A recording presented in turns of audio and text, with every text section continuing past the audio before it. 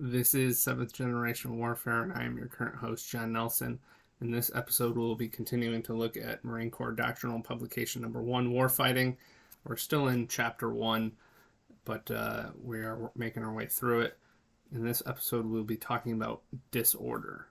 If you have not seen the other episodes in this, I suggest go back and watching them. Marine Corps Doctrinal Publication 1 is the document that teaches all Marines how to think about war, and it also is applied very well to life or to business. So if you are a business owner, everything I'm saying here, you could apply to your business as well. So in previous videos, we talked about fluidity, uncertainty, friction, and we defined what war was. So, disorder.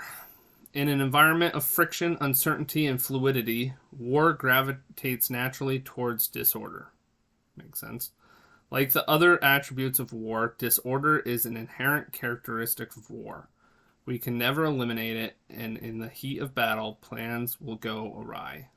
Instructions and information will be unclear and misinterpreted, communications will fail, and mistakes and unforeseen events will be commonplace. It is precisely this natural disorder which creates the conditions ripe for exploitation by the opportunistic will. So I like that we get the use of the term will right at the end of there. But so everything we've talked about, the friction, uncertainty, and fluidity, and just the combination of all those things, no matter how much you try, no matter how much you try to structure your plans and organize your thoughts and align the units and everything else, all these attributes are, so your will and all your plans are trying to seek to increase order, but all these other attributes are immediately undercutting you and starting to cause disorder. And so, thinking about seventh generation warfare, that's precisely why we need to fight seventh generation warfare. Is you think that I'll just parent to the best of my ability, and that will be good enough.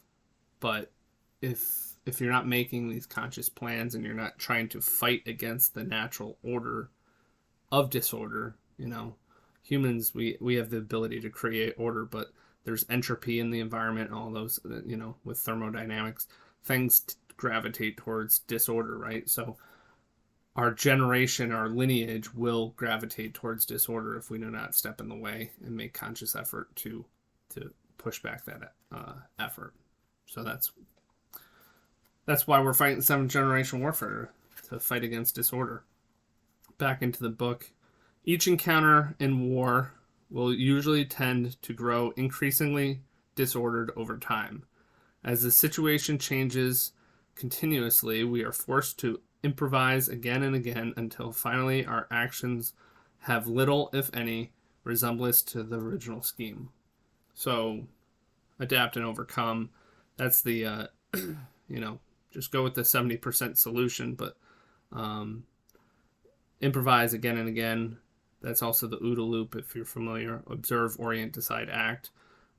Coined by Lieutenant Colonel John Boyd, who's a fighter pilot, and his idea was that as a fighter pilot, if you could observe, orient, and decide, act faster than the person you're in the dogfight with in the skies, then you'd be able to shoot them down and you would win. And he was credited as being 42nd Boyd, which he had a standing challenge that he could start in an inferior position in the air in an airplane. And within 40 seconds, he could reverse the tide of the dogfight, and he could shoot down the opponent. So that's adapt and overcome. But when it comes to life and seventh generation warfare, in here it says encounters will usually tend to grow increasingly disordered over time, and in one essence that's true, but in another essence there's a term called regression to the mean, and regression to the mean you could think of if you're really tall You might have also really tall children. If you're like 6'8", you might have children who are 6'8" or 6'6", but their children might be 6'4", and then their children might be 6 foot, and before you know it, a couple generations, you're back to average height.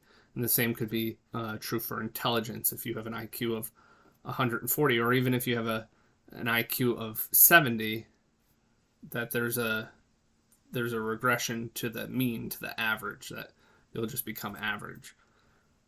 Which I guess there's some comfort in knowing that you're probably not going to get worse than average over the multiple generations in your gene pool, but I think the goal is to strive to be above average, to strive to be excellent in some sort of way. So back to the book. By historical standards, modern battlefield is particularly disorderly. While past battlefields could be described by linear formations and interpreted uninterrupted linear fronts, we cannot think of today's battlefields in linear terms. The range of lethality of modern weapons have increased dispersion between units. In spite of communication technology, this dispersion strains the limits of positive control. The natural result of dispersion is unoccupied areas, gaps, and exposed flanks, which can and will be exploited, blurring the distinction between front and rear and friendly and enemy controlled areas.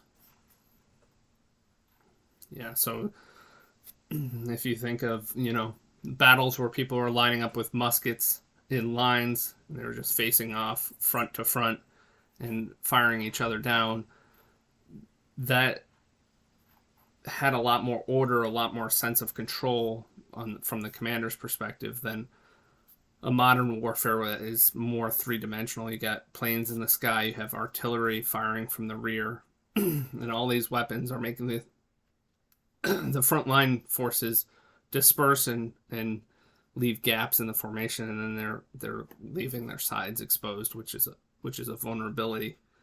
But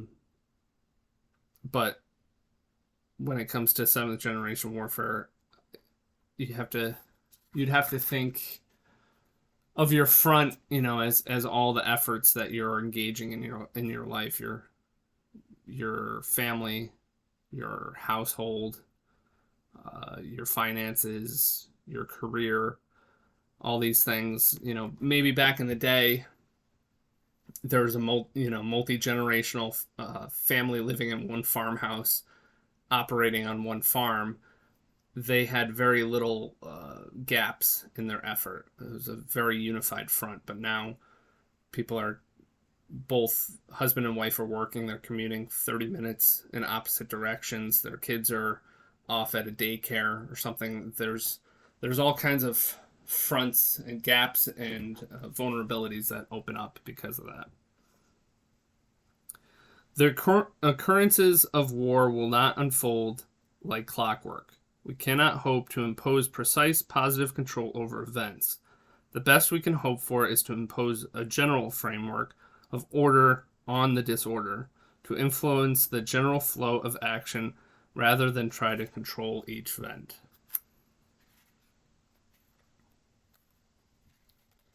Yeah, so you have to relinquish that sense of control, and I think this is actually something I personally struggle with in business. This is why I'm still a one-man construction crew, is because I don't like to relinquish the sense of control over my work.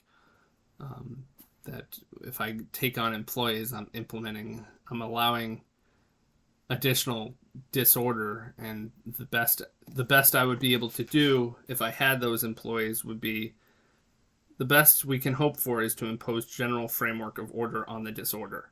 And that would very much describe what it means to have employees, because I have dabbled with employees before, and they have their own will, they have their own skills, and despite your best communications, things go wrong. So, and finishing up on the chapter of disorder, we'll get back into it.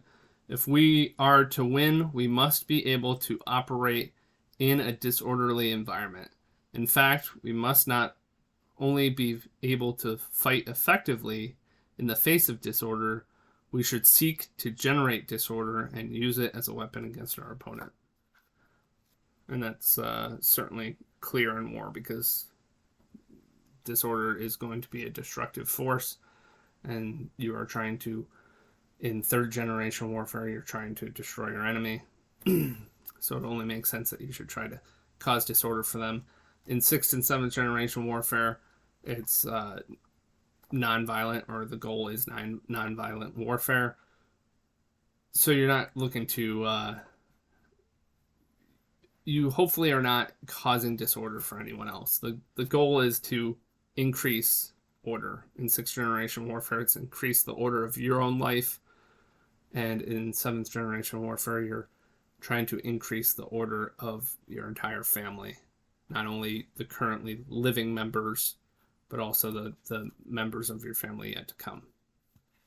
So that was the chapter on disorder from Marine Corps Doctrinal Publication number 1. In the next section, we will be talking about complexity. So stay tuned, and I will see you on the next one. Please like, subscribe, and share.